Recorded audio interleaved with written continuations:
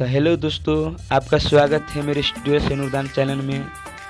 और इस वीडियो के स्किप नहीं करना, एक अंत तक ज़रूर देखना।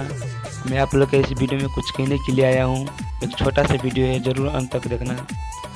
मैं जितना भी पोस्टर बना के जो मैं ट्रैक के साथ में छोड़ रहा हूँ, सभी रियल सॉन्ग है।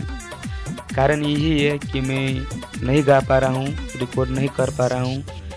जो मेरा स्टूडियो है अभी पूरा तरह से रेडी नहीं हुआ है, इसीलिए मैं कोई भी सॉन्ग अभी हाल ही रिकॉर्ड नहीं कर पा रहा हूँ। बस आप लोग से यही विनती करूँगी कि आप लोग प्यार दुलार देते रहिए और चैनल के बढ़ते रहिए।